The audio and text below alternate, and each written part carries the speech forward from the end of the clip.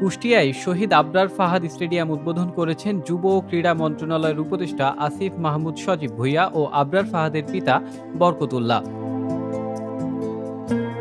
বৃহস্পতিবার দুপুর 12:30টায় কুষ্টিয়া জেলা স্টেডিয়ামে এসে আনুষ্ঠানিকভাবে শহীদ আবরার ফাহাদ স্টেডিয়ামের উদ্বোধন করেন তারা।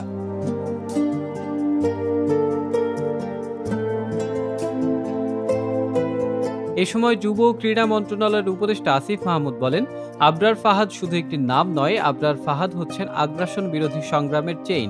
তাকে আজীবন স্মরণ করতে কুষ্টিয়া স্টেডিয়াম তার নামে নামকরণ করা হয়েছে। এই স্টেডিয়ামকে আরও আধুনিকায়ন করা হবে। উদ্বোধনী অনুষ্ঠানে আরও উপস্থিত ছিলেন যুব ও ক্রীড়া মন্ত্রণালয়ের সচিব রেজাউল মাসুদ জাহেদি, যুগ্ম সচিব আমিনুল ইসলাম সহ আরও অনেকে।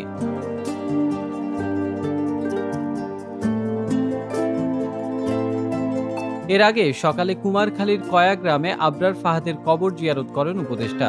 পরে সেখানে আবরার ফাহাদের নামে নির্মিত মসজিদের সংস্কার কাজের উদ্বোধন করেন তিনি। 2022 সালের 13 জানুয়ারি শেখ রাসেলের নামে প্রায় 40 কোটি টাকা ব্যয়ে এই স্টেডিয়ামের নির্মাণ কাজের উদ্বোধন করা হয়। 5 আগস্ট আওয়ামী লীগ সরকারের পতনের পর শেখ রাসেল নাম পরিবর্তন করে স্টেডিয়ামটি শহীদ আবরার ফাহাদের নামে নামকরণ করা হয়।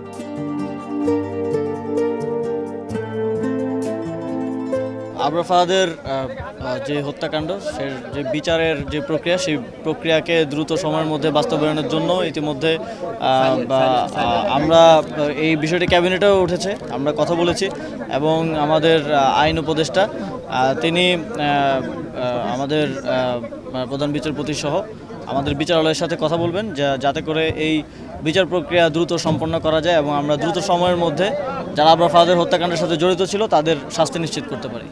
এই বিষয়টি এখনও তদন্তাধীন। এ বিষয়ে বিস্তারিত তথ্য হয়তো পরে জানা যাবে। মাত্র গত মাসেই আমাদের তারুণ্যের উৎসব সারা দেশব্যাপী শেষ হলো। আমি নিশ্চিত কুষ্টিয়াতেও তারুণ্যের উৎসবকে কেন্দ্র করে বিভিন্ন ধরনের কর্মসূচি হয়েছে। কুষ্টিয়াতে আমরা এই স্টেডিয়ামটা আজকে উদ্বোধন করলাম। আমার প্রত্যাশা থাকবে যে কুষ্টিয়াবাসী এটার যথাযোগ্য ব্যবহার নিশ্চিত করবে এবং খেলাধুলার সাথে জড়িত যারা আছে, জেলা ক্রীড়া সংস্থা, জেলা প্রশাসন সহ সবাই খেলাধুলাকে প্রমোট করবে, প্রণোদনা দিবে, যাতে করে অংশগ্রহণমূলক এবং যথেষ্ট অংশগ্রহণের মাধ্যমে এখানকার খেলাধুলার উন্নতি ঘটায় এবং এখান থেকে আমরা জাতীয় পর্যায়ে অংশগ্রহণ করার মতো খেলোয়াড় পাই।